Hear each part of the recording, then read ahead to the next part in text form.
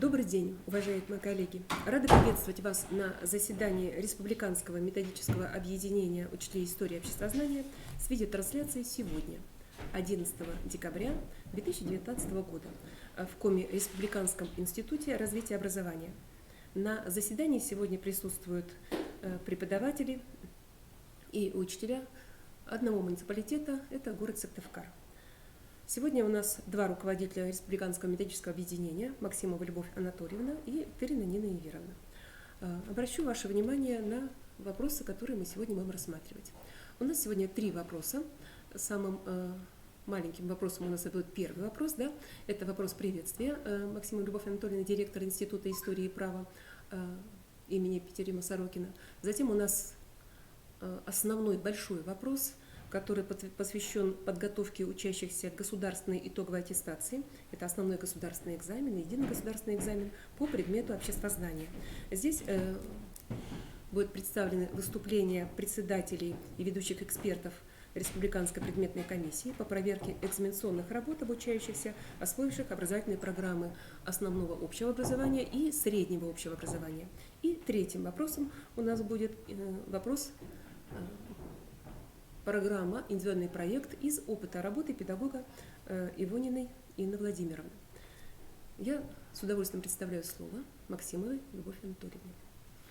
Уважаемые коллеги, добрый день.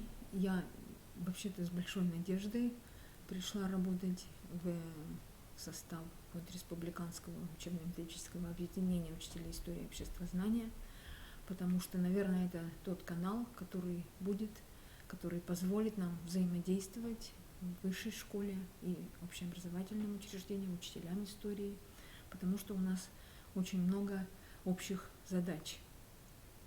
Вы знаете, что современные образовательные стандарты, которые есть в ВУЗе, они предполагают участие работодателей в формировании рабочих учебных планов, направлений и специальностей, которые реализуются в ВУЗе.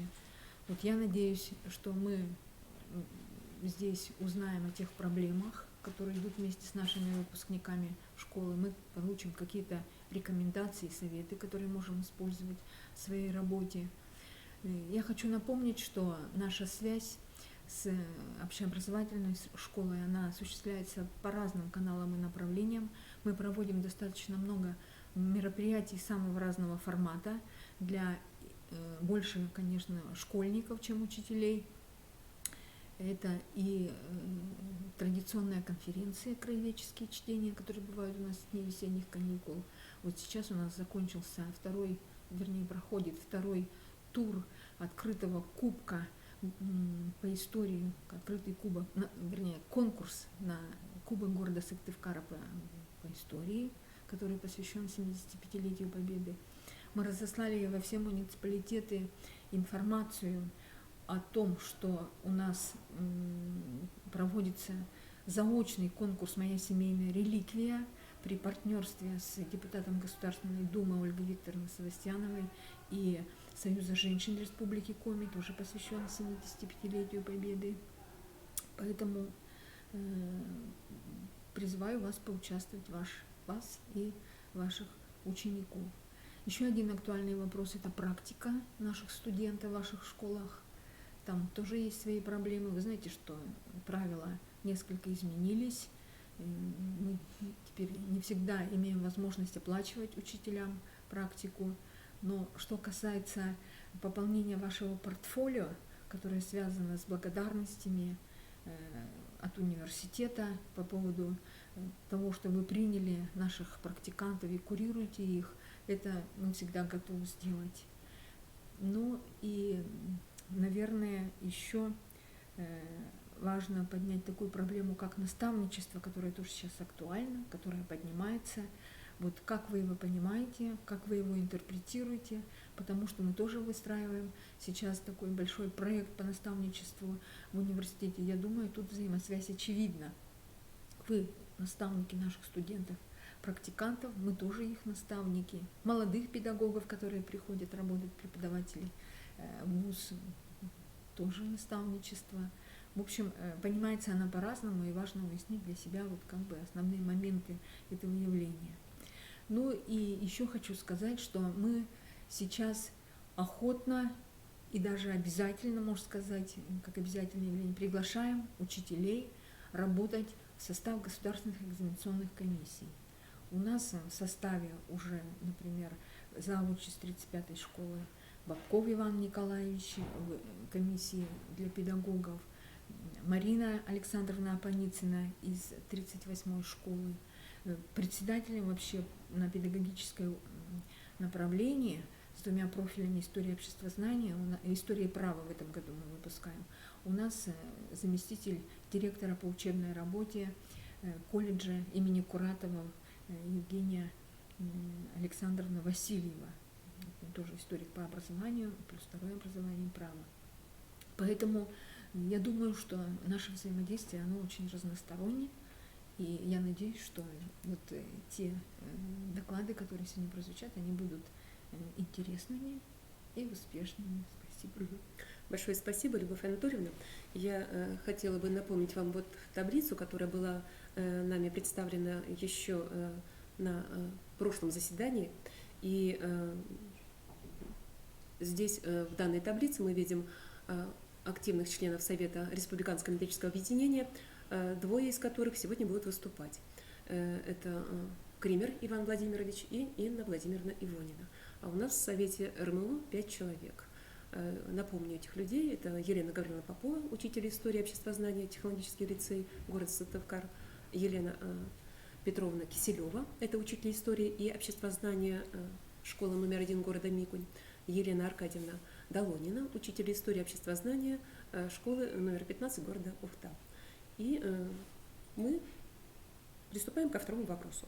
Наш второй вопрос является логическим продолжением темы, затронутой нами на прошлом заседании. Если на прошлом заседании мы вели разговор по предмету «История» и выступали перед вами ведущие эксперты и председатели республиканских предметных комиссий по предмету «История», основной государственный экзамен, это 9 класс, да, и по выпускникам 11 класса единый государственный экзамен по истории. Сегодня у нас предмет обществознания. Немножечко сделаем движение. Итак, я представляю слово Ивану Владимировичу Кремер, ведущему эксперту по предмету обществознания основной государственный экзамен, председателю комиссии. Добрый день, уважаемые коллеги. Позвольте вас познакомлю с основными изменениями, которые произошли в этом году в основном государственном экзамене по обществознанию.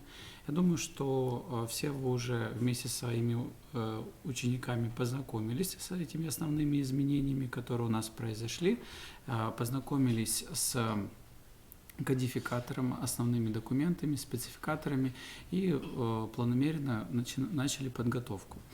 Так или иначе, если мы обратимся с вами к основным изменениям, перед вами представлен небольшой анализ той работы, которая была представлена для учащихся 9 классов в 2019 году, и та работа, которая в этом году будет представлена для учащихся 9 классов в 2020 году, для тех, кто выберет наш предмет для сдачи, как предмет по выбору в 9 классе.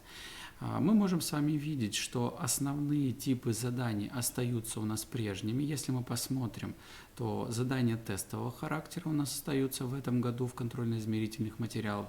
Задания на анализ суждения, где необходимо прочитать 2 суждения и определиться, верное или неверное суждение представлено перед учащимися. Задания на соотнесение, эти все задания, представленные в первой части, остаются без изменений. Точно так же главные изменения, которые были введены в этом году в связи с тем, что учащиеся 9 классов обучаются по федеральному государственному образовательному стандарту, эти изменения касаются в первую очередь заданий на работу со статистическими данными, небольшие изменения, которые произошли, и если вы внимательно посмотрите критерии оценивания и само задание, то поймете, что в принципе здесь серьезных изменений и бояться данного 12-го задания, я думаю, что не стоит. Задание, которое было названо и определено как задание по определению уровня финансовой грамотности, но мы точно так же с вами посмотрим, что это задание достаточно простое для выполнения, и в своем вебинаре Татьяна Евгеньевна Рискова определила, в чем суть и направление этого задания, и я думаю, что успешно подготовиться к выполнению данного задания не составит особого труда. Ну и задание на понятие. Данное задание было в экзаменационной работе 2019 года, но немножко поменялось. Задания работы по тексту, в принципе, остаются без изменений. Поэтому позволю себе остановиться очень кратко на вот этих основных заданиях, которые претерпели изменения с той целью, чтобы вы еще раз, уважаемые коллеги, обратили внимание на систему оценивания и могли правильно сориентировать наших учащихся при подготовке к основному государственному экзамену по обществознанию. Да? Еще раз прошу вас обратить внимание на основные документы. Это кодификатор, спецификатор, в котором обозначены основные терминологические единицы, обозначены основные темы, которые включены в составы наших с вами рабочих учебных программ и полностью соответствуют тому материалу, с которым мы работаем при подготовке наших учащихся 8 и 9 класс. В основном эти темы у нас представлены. Да? Остановлюсь на заданиях, которые претерпели изменения.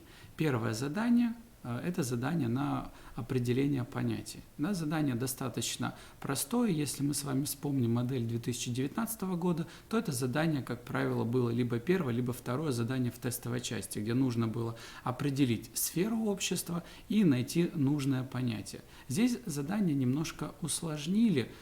С какой точки зрения? Что необходимо из ряда понятий выбрать два понятия, которые соответствуют вопросу, и дать определение любому одному из нужных понятий. Мы видим, что данное задание оценивается максимально в 2 балла. 1 балл ставится в том случае, если определены два правильных понятия, записаны учащимися, или выбрано одно понятие и дано определение этому понятию.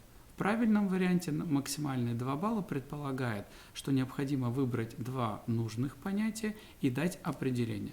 При этом полнота определения здесь, если вы посмотрите даже демо-версию, да, здесь предполагается, что может быть приведено иное, близкое по смыслу определение или объяснение смысла понятия. То есть полного цитирования понятия данное задание не требует. Посмотрите, пожалуйста, внимательно на те критерии проверки этого задания, которые представлены. Следующее задание, то самое задание номер 6, которое было определено как задание на выявление уровня финансовой грамотности.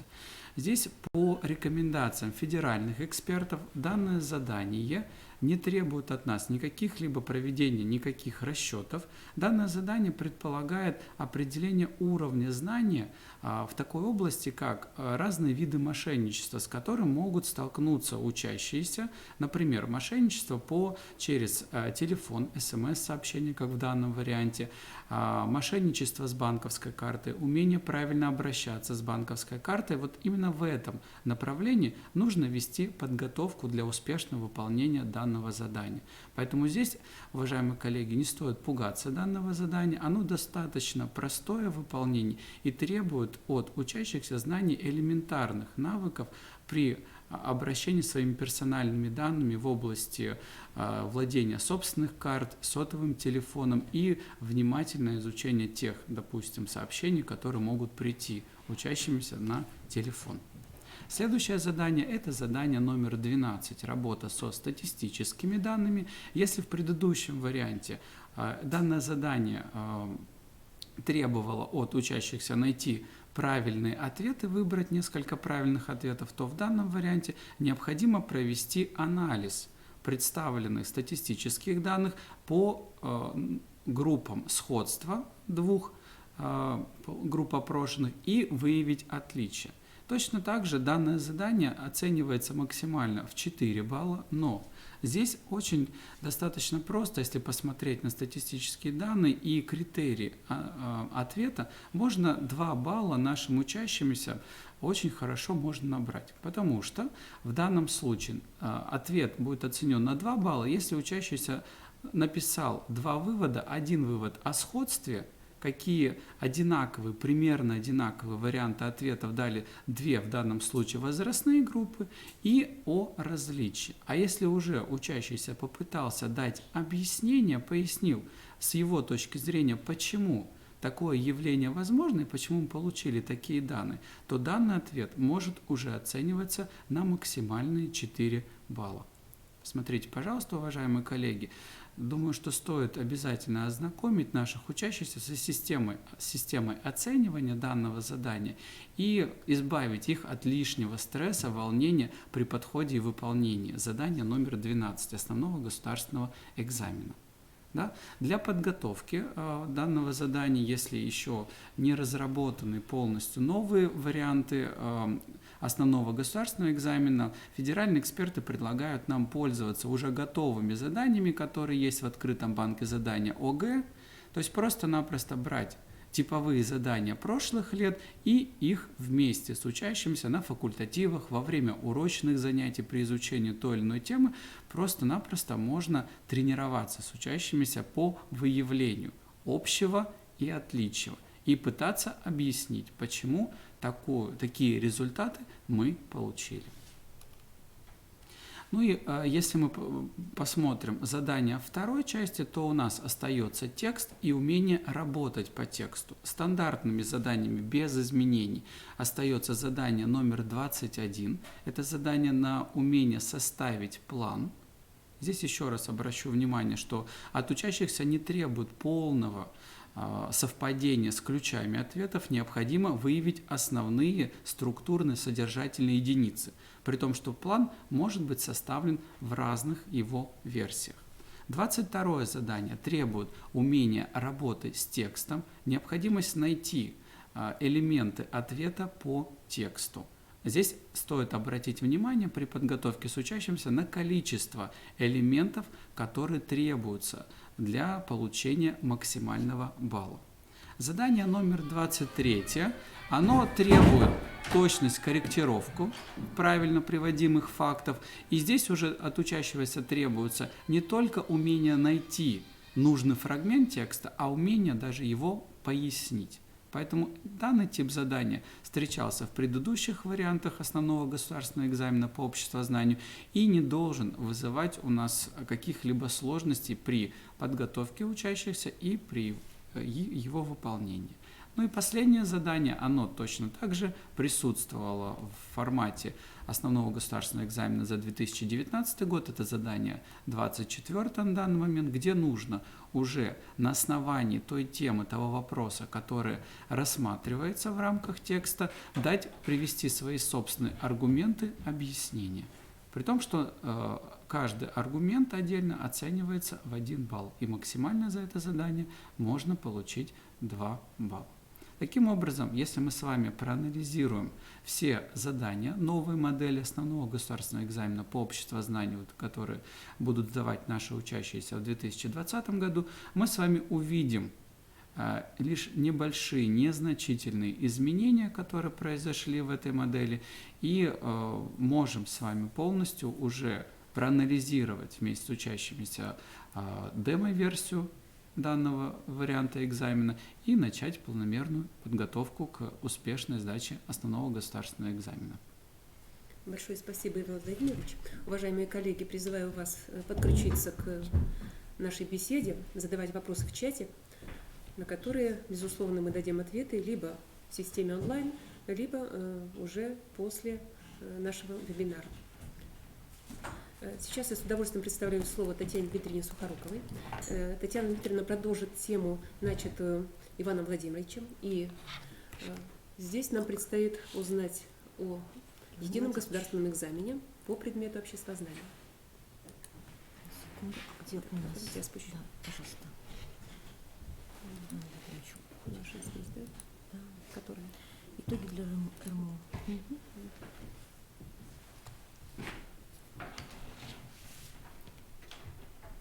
Как будто бы меня еще нет. Добрый день, уважаемые коллеги. Тема нашей встречи сегодня – итоги ЕГЭ 2019 года по обществознанию, которую я обозначила «Результаты и работа над ошибками». Основные вопросы, которые мне хотелось бы предложить совместному нашему обсуждению перед вами – основные результаты, результаты выполнения отдельных заданий или групп заданий, взаимосвязь результатов ОГЭ и ЕГЭ по обществознанию – выявилось в процессе анализа результатов единого государственного экзамена, что существуют определенные серьезные проблемные точки и типичные ошибки при выполнении заданий ЕГЭ. И на это сегодня тоже хотелось бы обратить внимание. Уточнить главные ориентиры и зоны особого внимания изменения в КИМ 2020 года, которые не существенны по сути внешне, но тем не менее требуют внимания и понимания. Сегодня мы работаем в условиях информационного пространства подготовки к ЕГЭ 2020, которое для меня представляется противоречивым. И очень важные моменты из практики работы предметной комиссии, включая работу апелляционной комиссии, хотелось бы тоже коротко обозначить. И понимая, что достаточно подробный анализ представлен в статистическо-аналитических отчетах о результатах государственной итоговой аттестации и в полном объеме размещен на сайте Республиканского центра оценки качества образования, и вы можете с ним познакомиться, лишь общие рекомендации, которые, на мой взгляд, представляются принципиально важными. Итак, основные результаты ЕГЭ 2019 по обществознанию. По-прежнему это самый востребованный из экзаменов по выбору обучающихся предмет. Но замечу, что количество участников единого государственного экзамена в 2019 году несущественно, но все-таки обозначило некую тенденцию к снижению процента от общего числа участников. Насколько эта тенденция проявится, либо будет опровергнута предстоящим годом, нам предстоит лишь узнать. Итак,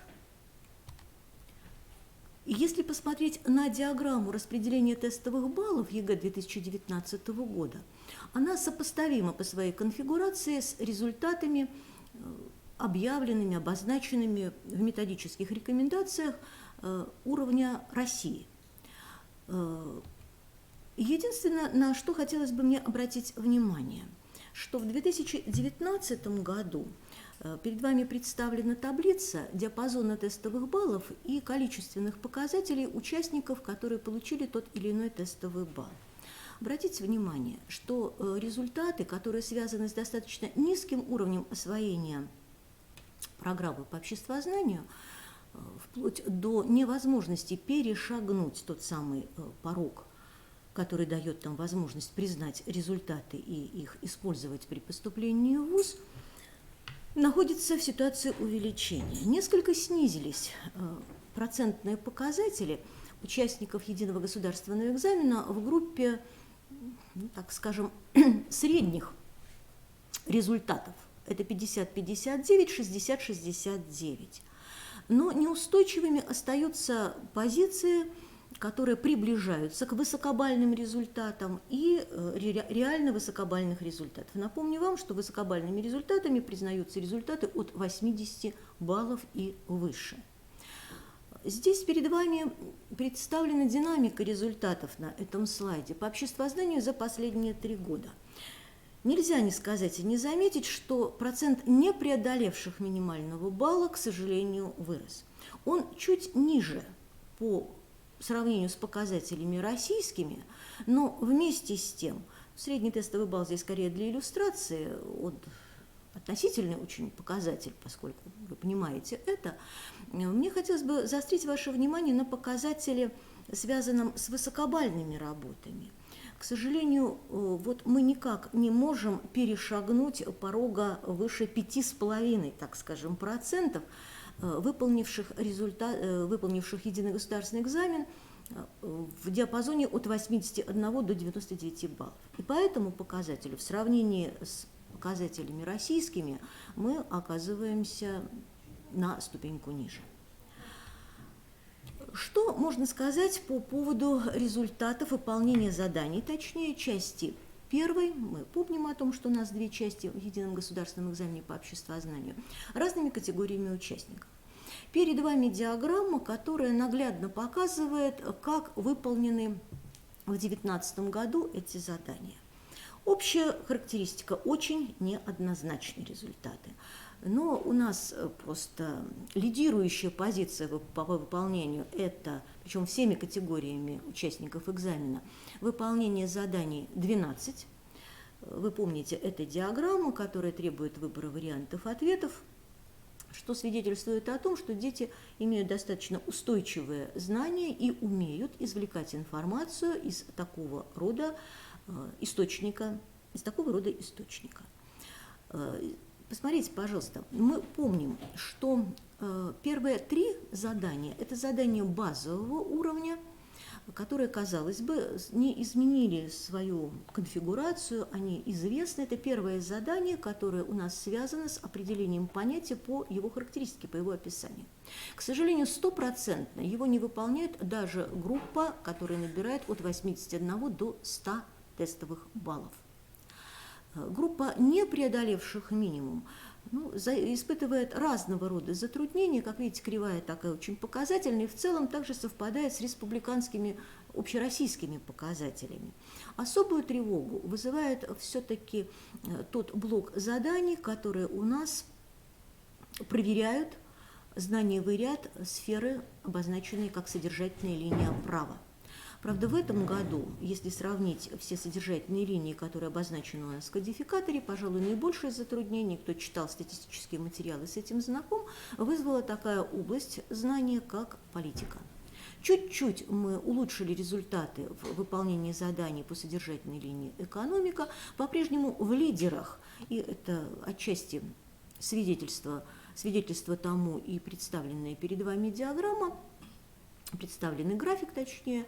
Лучше всего дети справляются по-прежнему с заданиями содержательной линии «Человек и общество» и «Социальная сфера». Но в первой части, как вы помните, это 11-е задание и 12-е, которое традиционно относят к социальной сфере, но в полной мере оно таковым не является. Это скорее задание такого комплексного характера. Что касается выполнения заданий части второй, то здесь показатели тоже очень отличаются. И можно сделать вывод, весьма убедительное здесь свидетельство тому, что группа, не преодолевших минимальный балл, делает попытку выполнения заданий всех, но достигает результатов в основном по заданиям 21-22. Как вы помните, это первые два задания к мини-тесту, задания к тексту, которые требуют умения работы собственно содержанием текста. И уже 23 и 24 задания высокого уровня сложности, которые открывают этот ряд. Вторая часть у нас все задания, за исключением двух высокого уровня сложности, выполняются ими с очень низкими показателями. Единственный всплеск – это любимое задание, которое теперь именуется мини-сочинение, и попытка определить смысл того или иного высказывания, которое предлагается как альтернативный вариант задания, все-таки еще отчасти успешен. Но посмотрите, не более 40% выполнявших заданий с этим справляются. Даже с заданием, которое оценивается критерием К1 и является определяющим для рассмотрения и оценки всей работы в целом. Перед вами диаграмма выполнения заданий разного уровня сложности разными группами участников ЕГЭ. Первый столбец – это задание базового уровня сложности. Безусловно, приятно оценить тот факт, что из группы, набравших 81-100 тестовых баллов, 95% выпускников эти задания выполняют. Но в группе, которые стремятся к высокому показателю 61-80, их тестовый балл, пятая часть уже не справляется с этими заданиями в полном объеме. И до половины выпускников, к сожалению, даже 43,48 показатель процента выполнивших задания на базовом уровне в группе, не преодолевших минимальный балл. Повышенный уровень иллюстрирует, в принципе, тенденцию ту же самую. Здесь интересно отметить, что в группе, набравших от 61 до 80 тестового балла, ребята почти в равных, так скажем, долях и пропорциях справляются с этими заданиями. Но, безусловно, резко падает показатель, когда речь идет в этой группе о выполнении заданий высокого уровня сложности. Мы с вами знаем, что 50% показатель у нас является ориентиром, который может говорить об освоенности того или иного содержательного поля, содержательной линии условной, либо уровня умений, навыков, которые требуются при контроле на уровне государственной итоговой аттестации. Комментарии более подробные, еще раз напомню, даны в аналитическом статистическом отчете о этих результатах. А теперь обратим внимание, есть ли связь, можно ли ее установить, анализируя результаты ОГЭ и ЕГЭ. Иван Владимирович не останавливался на результатах ОГЭ, поскольку, в общем-то, цель была совершенно иная. В нашем случае я сочла необходимым все-таки обратиться к результатам основного государственного экзамена, потому что ЕГЭ, как правило, сдают дети, получившие уже определенную такую тренировочную возможность, сдавая по выбору основной государственный экзамен.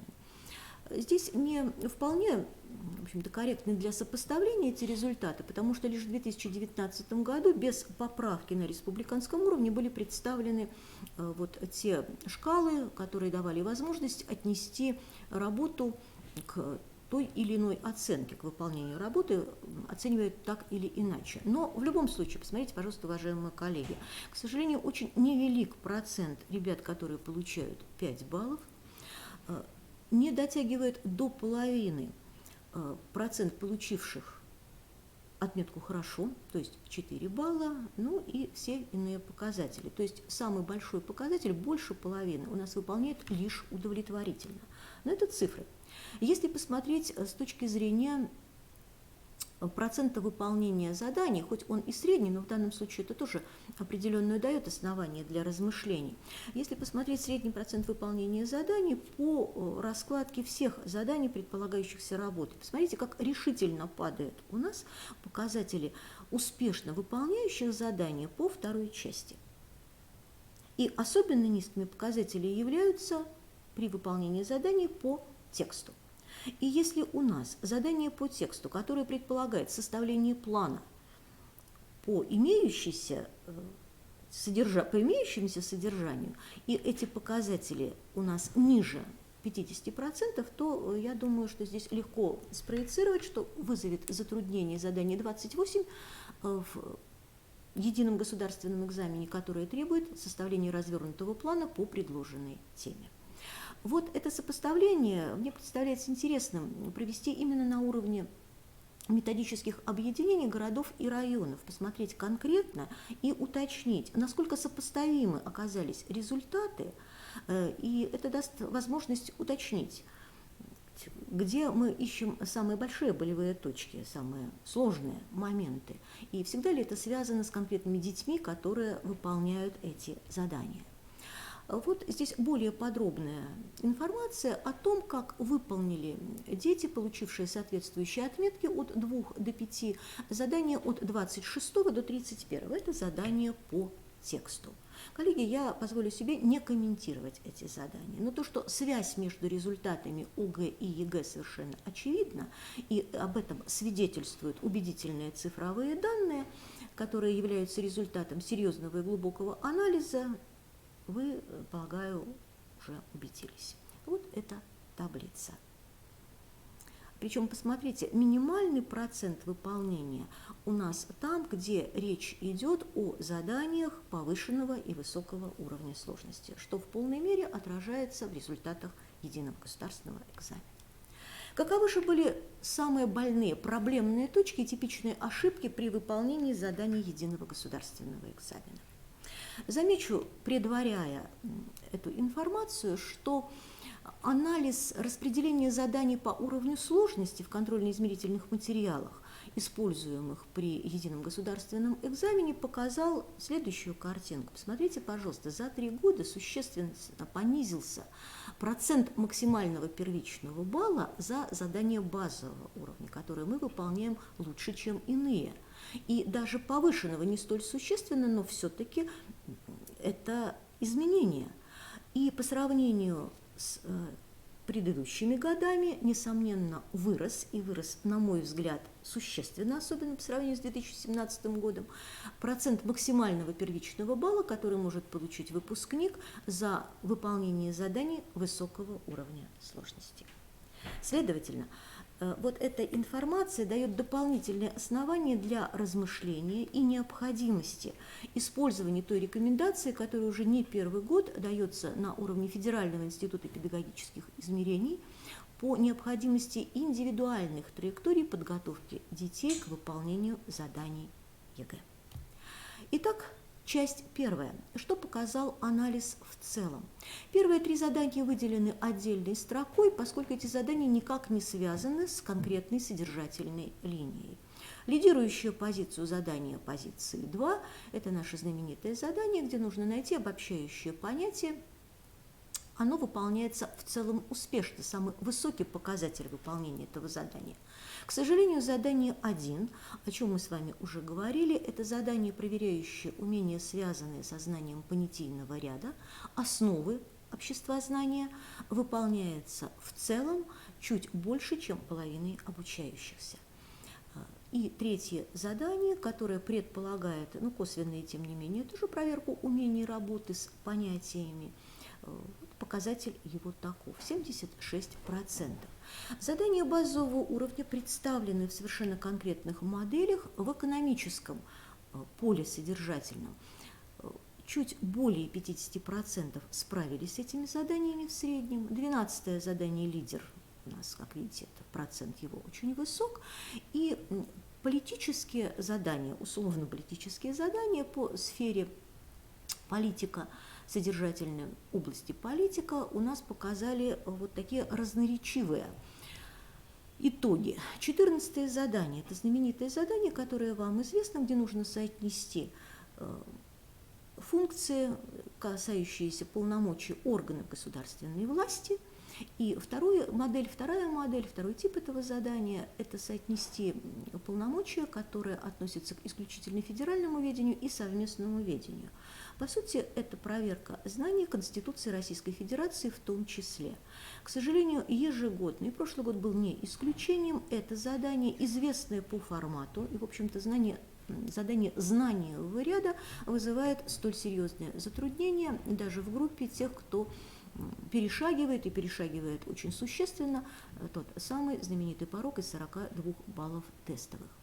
18-е задание – это задание по правовой содержательной линии, выполнено в этом году, в общем-то, достаточно высоко по среднему показателю, но тоже неоднородно в разных группах обучающихся. Достаточно интересно, это было отмечено в аналитических материалах, что задания повышенного уровня сложности первой части порой выполняются лучше, чем базового. Это вопрос, который, на мой взгляд, требует обсуждения в каждом конкретном случае в методическом объединении, в конкретных школах, почему так случается. Это было обозначено и в аналитическом отчете, доведено до сведения Федерального института педагогических измерений. Это не только в нашей территории такая ситуация. Вопрос пока остается открытым, но факт есть факт. Самым провальным оказалось задание номер 17, это правовой блок. Меньше трети обучающихся в группе слабейших, тех, кто не перешагнул порог, они практически не выполнены полностью, но даже показатели выполнения в группах результативных, назовем их так, обозначили вот такую проблему. Причем говорить о том, что это связано исключительно с усложненным содержанием, оснований нет. Анализ предметной комиссии по результатам и по тем заданиям, которые нам были единственный вариант явлен для анализа в обобщенном виде, он также есть в аналитическом отчете, показал, что сколь-нибудь выходящих за рамки диапазона, так скажем, открытых заданий в банках открытых заданий не случилось. Это основание для размышления. И проблемным по-прежнему остается 20-е задание, и вновь это задание, которое требует использования понятий в заданном контексте. Итак, это первая часть. Прошу вас обратить внимание и еще раз проанализировать в сопоставительном ключе общие подходы и реальные итоги ваших образовательных организаций и в целом в районных городах, и попытаться найти ответы на вопросы в каждом конкретном случае. Теперь о том, что в целом показала проверка. По заданиям части 1. Задание 1, это отмечено и на федеральном уровне, есть так называемые обидные ошибки. Примером того может быть неумение или невнимание ребят к формату задания.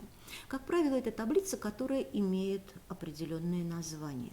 Но типичной стала ошибка в тех вариантах, где она встретилась, и причем, к сожалению, это не первый год, когда необходимо было через характеристику определить виды социальной мобильности. Это вопрос, который не вызывает затруднений. Но увидев термин «вертикальная», народ дружелюбно написал «горизонтальная». Речь шла о межпоколенной, например, или внутрипоколенной мобильности. Вот такого рода ошибки мы относим к обидным ошибкам. Задание 2. Здесь ошибочны, как правило, бывают работы, по мнению экспертов, это отмечено на федеральном уровне, в том числе это непонимание задания. Что имеется в виду? Ребенок не из перечисленного ряда выбирает наиболее общее, а ищет дополнительные задания, которые, вернее, дополнительные понятия, которые не прописаны в самом условии. По сути, это все ошибка неумения внимательно читать задания, что требует, естественно, и определенной работы с нашей стороны. Еще раз обращу ваше внимание, что задания, они перечислены, это задания, где нужно выбрать определенное количество дистракторов, не фиксируется количество, простите, здесь не совсем корректно описано, не количество заданий не фиксируется, количество ответов не фиксировано, от 2 до 4. Ответ на этот вопрос неоднократно уже давался в ходе различных вебинаров, но, к сожалению, эта проблема пока существует. Срабатывает стереотип, мы выбираем 3, и что приводит, естественно, к ошибкам. Здесь количество ответов не фиксировано. Типичные ошибки по части 2. Я остановлюсь очень коротко и общо на каждом типе заданий. Первое. Задание 21, оно усложнилось, если мы сравним предыдущие годы, здесь стало большее количество заданий и большее количество элементов заданий, которые являются условием выставления максимального балла. Невнимание к количеству элементов задания ведет к ответу не по всем требуемым позициям. Неумение выделить смысл – это уже задание, которое предполагает иные какие-то модели. Здесь подвела техника, и стрелочка убежала, но я прошу извинить, технический прогресс противоречив, при перекладывании с одного компьютера на другой, видимо, не выдержала презентация. Поэтому третья проблема, третья типичная ошибка, обрыв цитаты, это ведет к потере смысла. Такое случилось в этом году в одной высокобальной работе. При проверке мы очень долго с коллегами выясняли, можно ли зачесть это как плюс. Цитата была оборвана наполовине, ребенок, видимо, хотел не уйти в избыточное количество информации по заданию 21, тем самым потерял смысл. Поэтому, несмотря на базовый характер этих заданий, хотелось бы обратить ваше внимание на то, что они требуют внимания. С одной стороны, они позволяют в силу своего уровня перешагнуть тот самый пороговый балл и для многих решить проблему поступления в вузы, которые не требуют высоких результатов, но тем не менее являются условиями. И очень внимательно отработать с критериями по этому заданию. Задание 22, оно повторяет отчасти невнимание к количеству составляющих элементов, что ведет к ответу не по всем требуемым позициям и снижению балла. Это очень четко прописано и в демоверсии, в том числе в той части, где даются комментарии по критериям оценивания. И задание, как вы помните, 22 предполагает у нас как элемент раскрытия смысла понятия. Критерии оценивания его менее жесткие, чем в задании 25. Оно не требует таких обязательного выполнения непременного указания родовой характеристики, специфизирующих видовых характеристик, но тем не менее зачастую дети идут по пути механического воспроизведения, либо совсем уж художественного описания, которое не соотносится с предметом обществознания. Далее, типичной ошибкой в задании 23 зачастую становится непонимание содержания задания, где требуется совершенно четко осознавать, на основе чего дается это задание, что приводит к попыткам прямого цитирования текста. Вы знаете, что задание 23 – это задание, которое требует конкретизации тех или иных положений. Конкретизация – это наша проблема, это болевая точка. Любой выход на примеры, вы знаете, это несомненно из курса преподавания и ваших контрольных, полагаю, материалов, которые используете при текущем и промежуточном контроле, качество примеров очень низкое. Дети зачастую просто не понимают, что такое пример. И это ведет порой к подмене примеров описанием, рассуждениями общего характера, что не может быть засчитано даже при их абсолютной правильности, как соответствующие формы ответа. Задание 24 аналогично непонимание содержания задания, невнимание к критериям выполнения этого задания, прежде всего к указаниям на дополнительные источники информации, которые должны лечь в основу ответа. Низкое качество аргументации и непонимание различия, как правило, это требуется обоснование, комментарий и примером, что требовалось в 23-м задании. То есть, резюмируя, по первым 4 заданиям, которые у нас являются заданиями к тексту, нам нужно быть предельно внимательными и отработать с ребятами умение читать задание, понимать задание, осмысливать, что это условие задачи, от понимания которого зависит и результат. Задание 25 – это задание, которое напрямую проверяет у нас умение работать с понятиями. Типичные ошибки – использование родового понятия, которое уже содержится в задании. Иллюстрацией лучшей, наверное, будет трудовой договор – это договор, что однозначно вот это использование родового понятия ведет к снижению, таковы критерии оценки за выполнение этого задания по критерию К1. И то, что называем мы отсутствием специфизирующих признаков. Я привела вам пример, который вот перед вами. Ребенок пишет: ощущение как форма чувственного познания – это одна из ступеней форм процесса приобретения знаний с помощью органов чувств. Вот это тот случай, который иллюстрирует отсутствие специфических видовых признаков и тоже ведет, несомненно, к незасчитыванию как абсолютно правильного этого ответа. И убежала со слайда, простите за технические огрехи, еще одна типичная ошибка, которая напрямую соотносится с ошибками в задании 20. Это неумение использовать задание в заданном контексте. Даже при правильном выполнении задания по критерию К1 зачастую примеры, которые показывают понимание, вот это умение контекстного понимания, они оказываются не вполне удовлетворительны. И напомню еще раз, детям нужно еще раз объяснить, что в задании 25 критерий К1 является определяющим. Если смысл понятия не раскрыт, то какие бы хорошие ни были приведены предложения по заданному заданию, к сожалению, критерий К2 мы вынуждены оценивать только 0 баллов. Критерий К1, понятие у нас является определяющим. 26-е задание – это тоже задание на конкретизацию. Назовите и проиллюстрируйте примерами. Как правило, именно такая модель задания чаще всего встречается в этом формате. Как уже отмечала, качество примеров очень низкое. Если мы теоретически еще справляемся с работами, то понимать и использовать наши теоретические задания в практическом их применении оказывается по-прежнему максимальной сложностью. И здесь аналогичная ситуация, но и задание 26, оно у нас созвучно с заданием 23. Зачастую подмена примеров описанием, рассуждениями общего характера, которые не могут быть зачтены как правильный ответ. Поэтому я убедительно прошу вас обратиться к глоссарию, обратиться к словарю терминологическому, еще раз отработать этот момент, который позволит исключить вот такие ошибки, которые по сути являются тоже очень досадными. Непонимание требований задания, невладение терминологическим рядом, который используется при составлении заданий и является требованием к их выполнению. Задание 27 здесь предмет особого внимания. В прошлом году впервые, я думаю, что вы обратили на это внимание, задания стали носить характер комплексный. Если до прошлого года это было задание, сосредоточенное на проверке разнообразных, так сказать, вариантах знаний и умений выпускника в какой-то одной сфере, уже в этом году характер задания предполагал, как вы видите, разнообразные достаточно вопросы, которые оказались для многих из детей той преградой, которую они не смогли преодолеть. Я не стала приводить конкретные задания, просто показала вам поле, которое требовалось для того, чтобы верно и в полном объеме ответить на это задание. Описывалась конкретная ситуация и ответы. Первые два относились к содержательной линии человека и общества.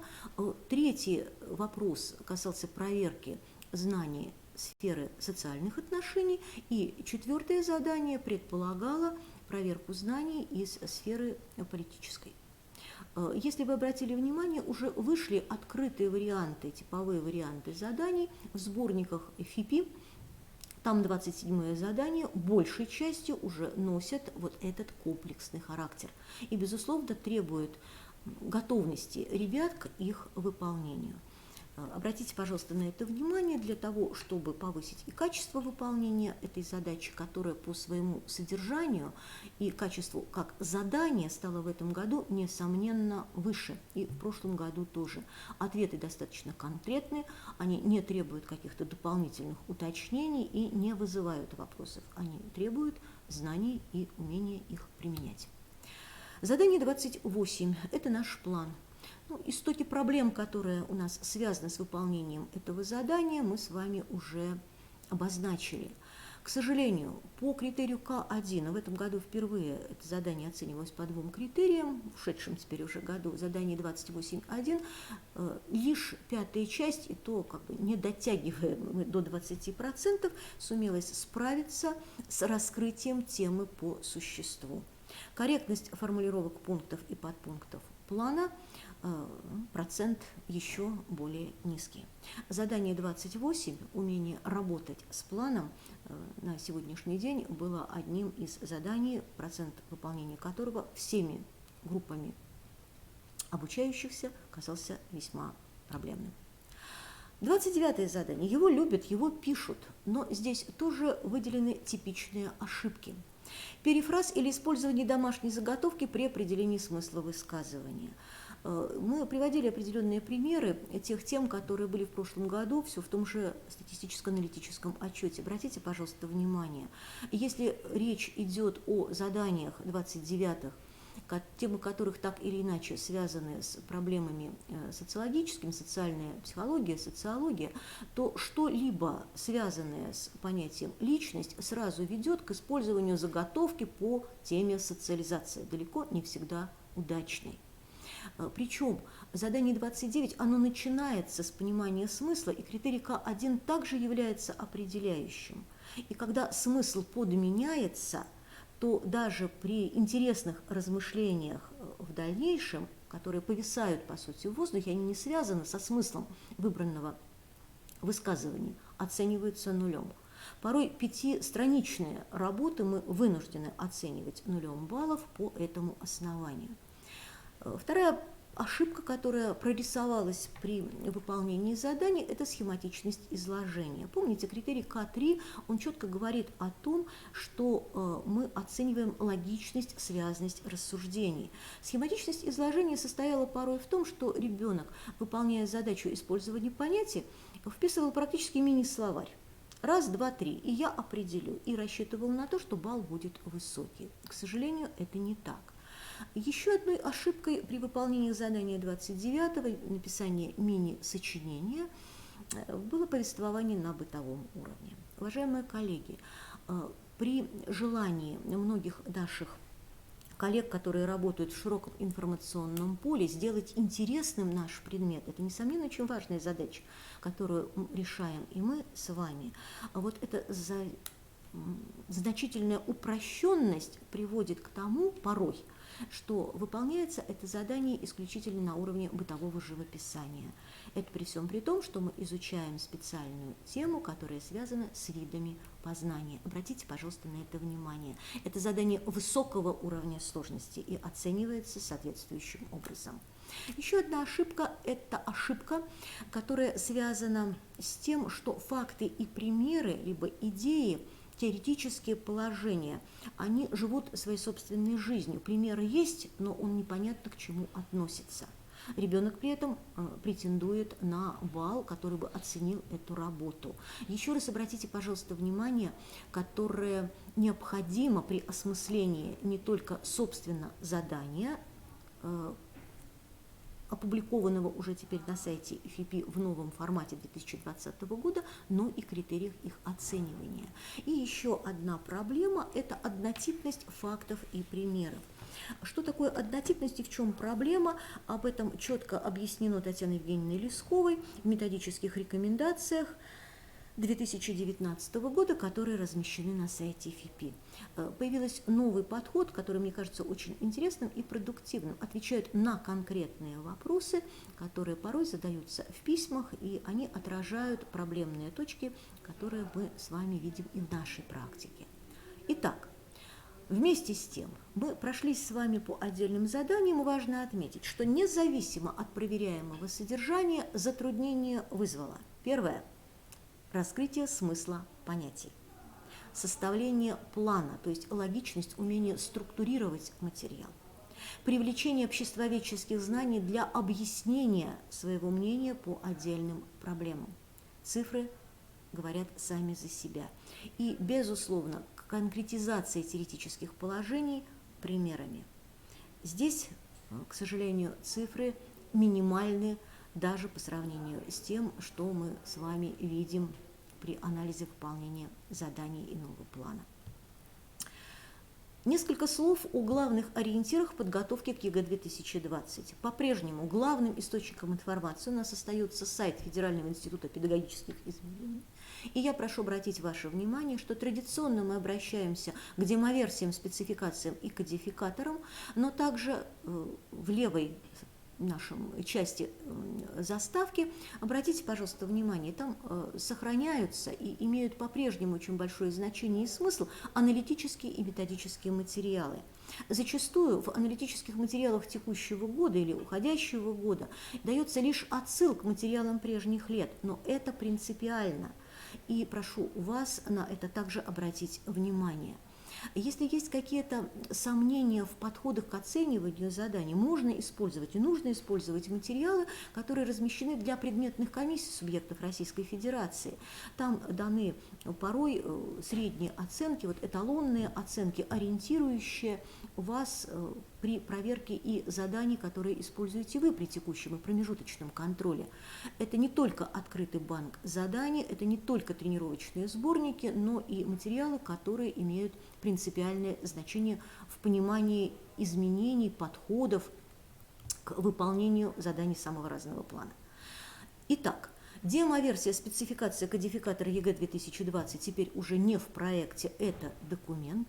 Обращаю ваше внимание, что принципиально значимо для понимания каких-то сложных ситуаций вебинары ЕГЭ не только 2020 года, но и предыдущих лет, они сохраняются в видеозаписях и имеют принципиальное значение. И с 2018 года на YouTube-канале Рособорнадзор дает видеорекомендации по всем предметам, включая обществознание. Прошу вас использовать эту возможность общения с коллегами, которые актуальны как в предыдущие годы, так и ожидаемы в этом учебном году, в преддверии ЕГЭ 2020. Итак, еще раз напоминаю, что наши контрольно-измерительные материалы – это документы. Если кто-то пользовался проектами, прошу вас использовать уже иной формат этих материалов. И обратить внимание, причем всех участников образовательных отношений и родителей, в том числе и детей, на то, что это прописано в спецификации. Документы, которые определяют содержание КИМ ЕГЭ, у нас определяются на основе по-прежнему, и этот год последний, федерального компонента государственного стандарта, утвержденного приказом от 5 марта 2004 года номер 1089 со всеми изменениями и дополнениями как базового, так и профильного уровня. Что нас ожидает в этом году и каковы изменения? Первое. Это также прописано в спецификации, детализированы формулировки заданий 28-29 и внесены коррективы в систему их оценивания. Максимальный балл за выполнение задания 16. Как вы помните, это задание, которое предполагает проверку знаний, опять же, Конституции Российской Федерации, либо конституционных основ нашего государственного строя, либо прав и обязанностей граждан. В этом году максимальный балл изменен с 2 до 1 балла. Любая ошибка, которая будет допущена в этом задании, не позволит этот балл набрать. Следовательно, изменен максимальный первичный балл за выполнение всей работы. Он по-прежнему вернулся к значению 64. Демонстрационный вариант уточнил в задании 28, что обозначено в спецификации, следующую формулировку. Обратите, пожалуйста, внимание. Красным выделено то, что изменено принципиально красным цветом. Если мы с вами понимаем, что план по-прежнему будет сложный, это требование не изменилось, он должен содержать не менее 3 пунктов, непосредственно раскрывающих тему по существу, то принципиальное изменение, вот это уточнение, что количество подпунктов каждого детализированного пункта должно быть не менее 3, за исключением случаев, когда с точки зрения общественных наук возможно только 2 подпункта. Имеется в виду, если мы говорим об уровнях научного познания, но во всяком случае в том ключе, в котором мы учим детей, то это эмпирически и теоретически, здесь 3-го подпункта быть не может.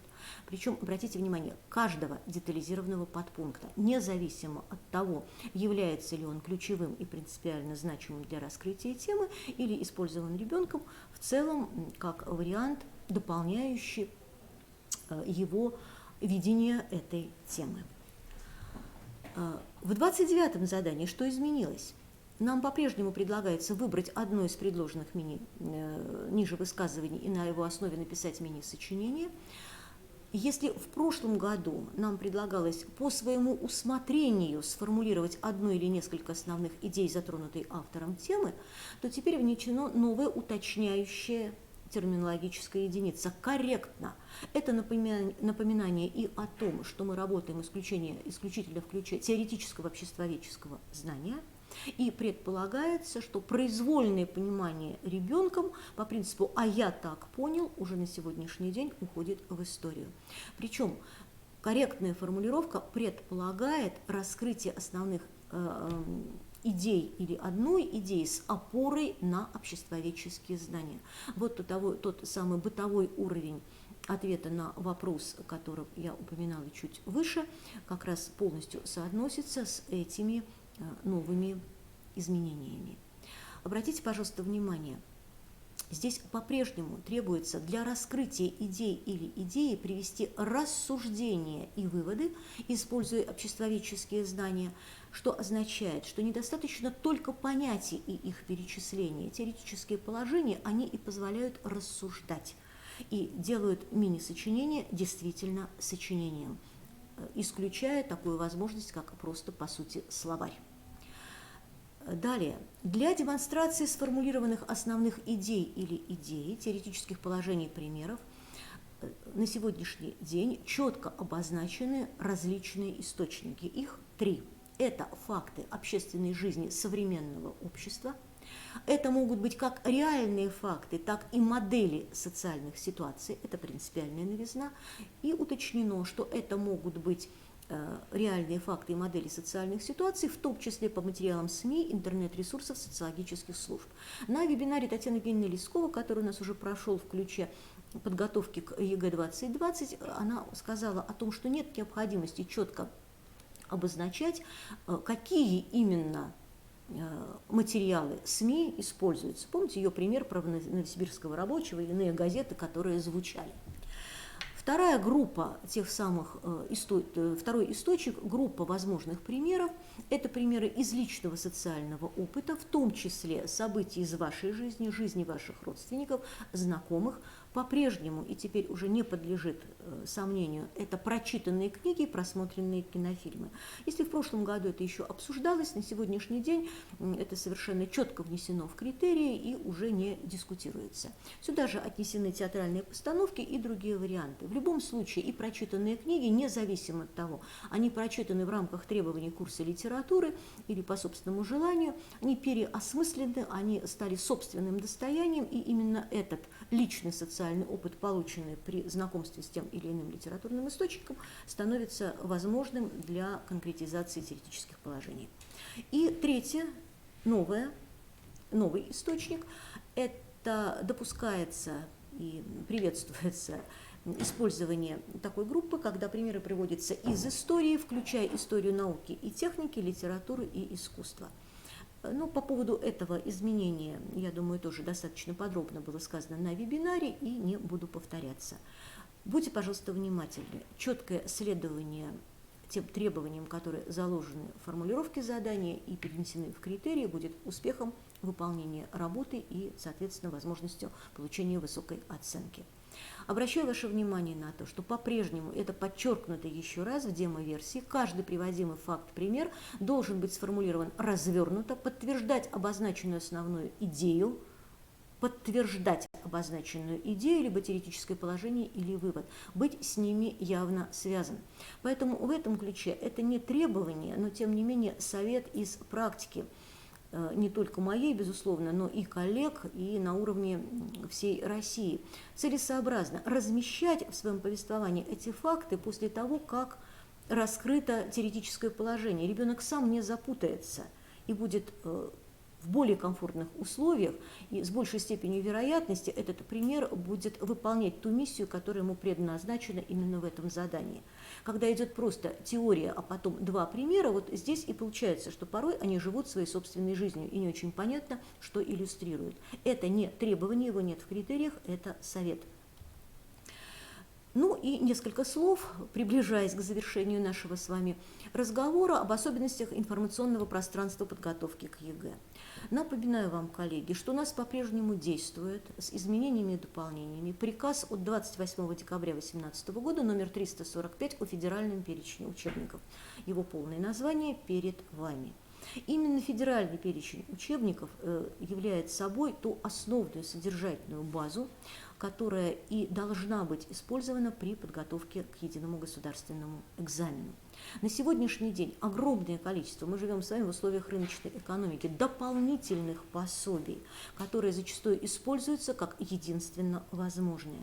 Напоминаю вам, что при обращениях с апелляцией используются лишь те, вернее, принимаются лишь те возражения, которые базируются на содержании учебных пособий, включенных в федеральный перечень. Это принципиально. А в связи с этим общие рекомендации при подготовке к единому государственному экзамену.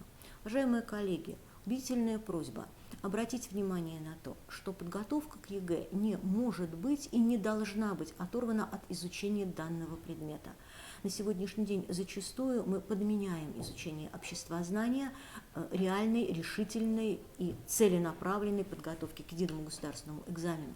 А это означает, что вот то требование, которое по-прежнему сохраняется в федеральном документе, в федеральном компоненте государственного стандарта, ведь там прописано, что обязателен опыт практической познавательной деятельности обучающихся в процессе обучения обществознанию. Мы должны его не только планировать, но и реализовывать это требование, что позволит избежать многих проблем на экзамене. Непременно должна быть системная диагностика образовательных достижений, не только стартовая, но и рубежная, с тем, чтобы мы четко понимали, как выровнять ту индивидуальную траекторию подготовки, о которой я говорила выше. Не все дети могут достичь результатов 80 и более.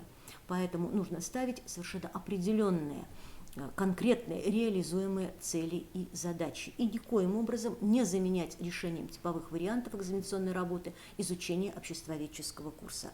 Еще раз внимание к ОМК из федерального перечня учебников.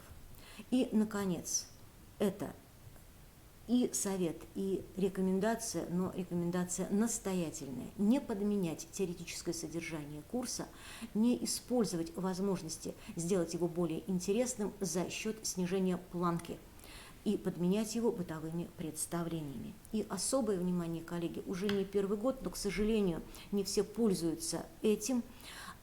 Правовые вопросы в силу их специфики не успевают учебники и пособия за обновлением реального правового поля. Поэтому в помощь нам в спецификации приложения 2 четко обозначены те необходимые позиции, которые следует учитывать при преподавании и подготовке детей к государственным экзаменам. Никто не призывает полностью изучать Гражданский кодекс Российской Федерации, но отдельные статьи, они должны быть знаемы. К сожалению, по-прежнему остается проблемной содержательной точкой, например, несколько позиций, которые должен знать ребенок в связи с налоговым кодексом Российской Федерации. И последнее. Прошу вас, особое внимание уделите пониманию задания, терминологии, инструкции, которые даются в скобках, это советы детям, напоминание о том, как правильно выполнить задание. В зоне вашего внимания должны быть работа по пониманию детьми критериев оценивания заданий и проверка работ, которые используете вы. Если вы их используете в формате единого государственного экзамена, должны быть строго связаны с ними, чтобы у ребенка не создавалась иллюзия того, что работа может быть оценена и не так. И последнее. Уважаемые коллеги, оформление работы – это тоже навык, который требует тренинга. Порой мы получаем работы, которые требуют дополнительной декодировки. Это и культура мысли, это и культура слова, но это и культура оформления, что позволит ребенку контролировать и самого себя, и, безусловно, организовать проверку с максимальным недопущением каких-либо неточностей. Вот это те основные моменты, на которые мне хотелось обратить ваше внимание. Если будут какие-то вопросы в режиме связи через Республиканское методическое объединение, мы готовы к сотрудничеству. Благодарю вас за внимание. Огромное спасибо, Татьяна Дмитриевна, за богатые содержательные выступления, в котором были скоррелированы и представления основного государственного экзамена, и единого государственного экзамена. И можно посмотреть, есть ли вопросы у нас. Так, кому-то видео недоступно, кому-то не видно. Так, и здесь вопросов пока нет. Пока вопросов нет, да? Если что, вопросы, пожалуйста, отправляйте. И у нас третий вопрос нашего заседания. Это рабочая программа учебного предмета, индивидуальный проект на уровне среднего общего образования. Здравствуйте, коллеги. Я немножко оговорюсь, не рабочая программа, а некоторые направления, которые могут в ней присутствовать. Итак, тема «Индивидуальный проект», и здесь я хочу сказать, что все мы хотим быть успешными в жизни, результативными в своей деятельности, и для этого нам нужно учиться самостоятельно организовывать свою работу. Именно поэтому необходимо осваивать навыки проектирования и исследования. Государственный стандарт образования поставил непростую задачу обучить этим методам деятельности каждого школьника для того, чтобы он мог применить их в учебе, при выборе будущей профессии, в семье и всегда достигать задуманного. С введением федерального стандарта появляется новое понятие проекта и закладывается новое содержание. Это индивидуальный итоговый проект. Выполнение индивидуального проекта обязательно для каждого обучающегося 9 класса, который прошел обучение по новым стандартам. Индивидуальными проектами могут быть исследовательские работы или проекты, направленные на развитие познавательного и научного мышления детей. Учебно-исследовательская и проектная деятельность имеет как общие, так и специфические черты. К общим характеристикам следует отнести практически значимые цели, задачи, структура, которая будет включать общие компоненты. Итогами проектной и учебно-исследовательской деятельности являются предметные результаты, интеллектуальное, личностное развитие школьников и так далее. То, что касается специфических черт проектной и учебно-исследовательской деятельности, то здесь следует сказать, что проект направлен на получение конкретного запланированного результата, то есть продукта, который характеризуется определенными свойствами, необходимыми для конкретного применения. В ходе же исследования мы получаем новые знания, организуется поиск какой-то области, формируются определенные характеристики итогов работ. Здесь отрицательный результат – это тоже результат. Классификация проектов абсолютно разнообразна. Это могут быть и информационные, и практикоориентированные проекты. Также можно представить классификацию монопроекты, межпредметные проекты, мини-проекты, если мы говорим по продолжительности, краткосрочные, недельные, например, проекты. По количеству участников, опять же, могут быть индивидуальные, коллективные, групповые. Безусловно, начиная работу над проектом, следует обратить внимание на алгоритм работы. Это подготовка, планирование, само исследование, выводы и, конечно же, защита проекта. Начинается работа с темы. Тема это предмет рассмотрения, это то главное, о чем сообщается, что обсуждается, исследуется. И, возможно, на помощь придут следующие вопросы. Что мне интересно больше всего? Что из изученного в школе хотелось бы узнать более глубоко? Возможно, критерии выбора темы – это то, что тема должна представлять интерес для ученика, безусловно, но и для педагога. Тема также должна быть реализуема в имеющихся условиях. И здесь следует обратить внимание, что в конце работы тема может, безусловно, и поменяться. В помощь формулировке темы нам могут прийти интернет-ресурсы, например, тема-генератор или обученок, которые дают возможность как ученику, так и педагогу сориентироваться в выборе. Постановка проблемы и актуальность. В основе каждого проекта, безусловно, лежит проблема. Проблема проекта обуславливает мотив деятельности, направленный на ее решение. И выбор проблемы, наверное, самый сложный и важный момент. Педагогу необходимо направить мысли школьников на самостоятельный поиск проблемы. Важно научить видеть проблему, что возможно при проведении дискуссий, игры, мозгового штурма. Например, дается текст с информацией противоречивого характера о возможном объекте исследования. Необходимо сформулировать проблему, разрешение которой снимет указанное противоречие. Приводится пример. Чтобы стереть с лица земли варварский, по их мнению, Карфаген, римляне во II веке до нашей эры прибегли к такой акции, как посыпание наиболее плодородных земель солью. Возможные варианты, причем здесь можно выйти как на историю, так на обществознание, даже на биологию, то есть противоречие между целью и средством. Всегда ли цель оправдывает средства? Проблема. Где же выращивать хлеб после войны? Или вариант второй. Противоречие. Оправдано ли уничтожение плодородной земли способом ее засоления? И проблема, оказывает ли соль воздействие на почву? Еще один из примеров. Взят текст, фрагмент текста произведения Александра Сергеевича Пушкина «Капитанская дочка». Тоже информация противоречивого характера, и необходимо вычленить проблему. Противоречие здесь, которое звучит, это противоречие между нравственными началами выбора жизненного пути. То есть герой обсуждает проблему свободы выбора. Пугачев говорит о его абсолютной ценности, Гринев о нравственных границах свободы выбора. И проблема, что же лежит в основе позиции нравственного человека. Еще один из проблемных вопросов, тоже связанный с этим же историческим персонажем Пугачевым, можно связать, например, с фрагментом фильма. Приводятся разные фрагменты фильма Александра Прошкина «Русский бунт», где абсолютно разные предстает перед нами главный герой Пугачев и проблемный вопрос, который можно тоже, на что можно обратить внимание: Пугачев жестокий злодей или все-таки незаурядная личность. Если говорить немножко, вернуться назад и сказать об актуальности, то она, безусловно, обусловлена многими факторами. Останавливаться на них не буду, скажу, что при написании индивидуального проекта актуальность работы может состоять в необходимости получения новых данных, проверки совсем новых методов. И часто в исследовательском проекте вместе со словом «актуальность» используется слово «новизна». Формулировка цели. Целью проектной деятельности становится поиск решения проблем. То, к чему стремятся, чего хотят достичь, что нужно осуществить и решить. Формулировка цели – это одно предложение, которое является ответом на вопрос, зачем нам нужен этот проект.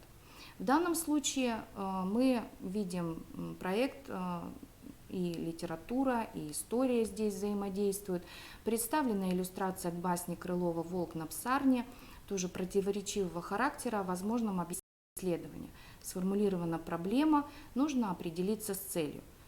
Таким образом, мы видим проблема соотношения общечеловеческих и конкретно исторических ценностей в басне.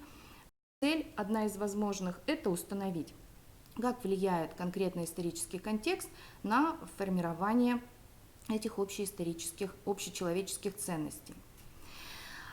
Если цель указывает на главное направление работы, то задачи обеспечивают поэтапное движение в сторону получения результата. Поэтому задач должно быть ровно столько, сколько нужно для того, чтобы на каждом этапе было понятно, что конкретно нужно делать. Опять же, перед нами текст о Великой Отечественной войне, о технике в годы Великой Отечественной войны. Вот один из возможных вариантов проекта макеты. То есть мы поставили цель изучить и представить сравнительную характеристику советской и немецкой танковой техники в годы Великой Отечественной войны. И задачи нам показывают основные этапы. Найти и изучить литературу, познакомиться с деятельностью конструкторов советских, узнать историю создания танков, изучить технические особенности, дать сравнительную характеристику, ну и, конечно, сформировать уважительное отношение к истории нашего народа. Формулирование гипотезы. Гипотеза – это научное предположение, допущение, которое автор проекта будет подтверждать, а иногда и опровергать. Формулируя гипотезу, учащийся строит предположение, каким образом он будет достигать поставленную цель. Гипотезу используют, вот открывая методическую литературу по данной теме, можно увидеть во многих книгах вот такую мысль, что гипотезу используют только в исследовательских работах. В проектах есть образ создания модели, макета установки, и гипотеза не требуется. Но ребята, если, как говорится, в своей работе гипотезу обозначают, я думаю, большим криминалом не является. И опять же пример. Текст, который рассказывает нам об одном из самых ярких правителях истории России Иване Грозном. И одна из возможных гипотез, которую можно определить, связать с этим текстом, является: политика Ивана Грозного была основана на субъективных впечатлениях царя и нанесла урон развитию государства.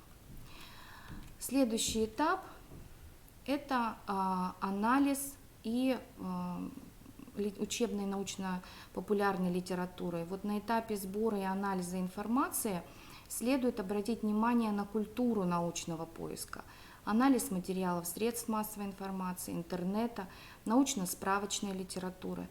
И здесь требует это все умение классифицировать их и видеть в них научность и журналистский популизм. В работе с информацией следует учить умению вычленять главную мысль, идею автора публикации, статьи, а затем уже решать, как использовать этот материал, как доказательство, как идею в развитии или как материал, например, для оппонирования. В качестве примера тоже приведены главные ключевые, необходимо выделить главные ключевые слова, которые отражают содержание представленной информации. Ну и здесь толковые словари Даля и Ушакова говорят нам о гвардии, гвардейцах, то есть это является ключевыми словами. Можно определить события, которые связаны с данными словами, ну и осуществить поиск информации. Данный слайд идет, как говорится, в продолжении предыдущего, особо останавливаться не буду, но хочу сказать, что планируемые результаты, они помогают тоже формировать определенные умения ребят, работы с литературой. Конечно, общие требования к содержанию и оформлению проектов всех типов представлены здесь, они могут дополняться или видоизменяться, но они такие являются, наверное, классикой жанра. которые представляются ребятам на одной из первых, наверное, консультаций по индивидуальному проекту, чтобы ребенок знал и в плане оформления, как она должна быть представлена. Среди возможных форм представления результатов проектной деятельности можно выделить огромное количество. Это и видеофильмы, это и мультимедийные проекты, например, виртуальная экскурсия по Древней Греции, лэпбуки, макеты. Я думаю, что будет актуально в связи с грядущими праздничной датой, посвященной Великой Отечественной войны, создание, например, стенда, связанного с этим важным событием. То есть здесь есть где, как говорится, разгуляться. Великий немецкий физик Альберт Эйнштейн говорил: если вы что-то не можете объяснить 6-летнему ребенку, вы сами этого не понимаете.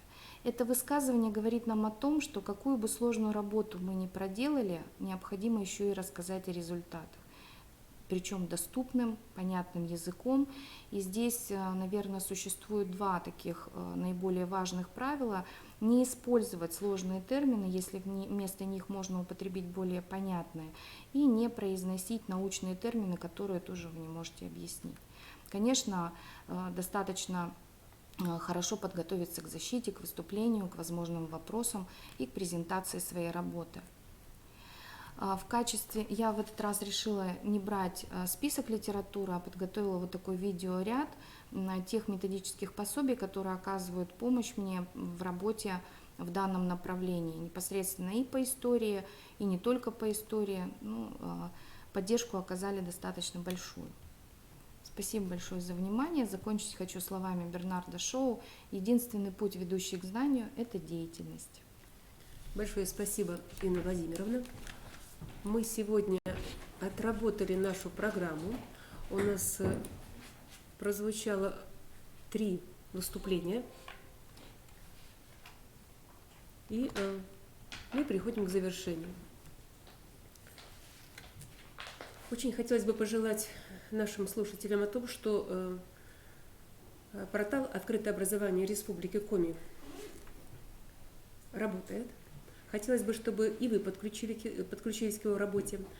Присылайте, пожалуйста, свои сценарии, технологические карты уроков, сценарии внеклассных мероприятий, любую творческую работу вас, как учителей и педагогов, которую мы могли бы представить на портале «Открытое образование».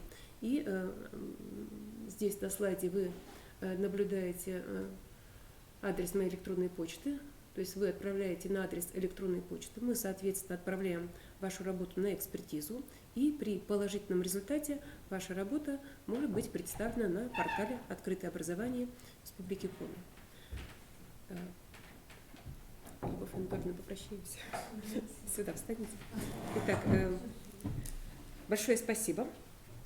На вопросы, которые появятся в чате или появились, мы ответим позднее. Всего доброго.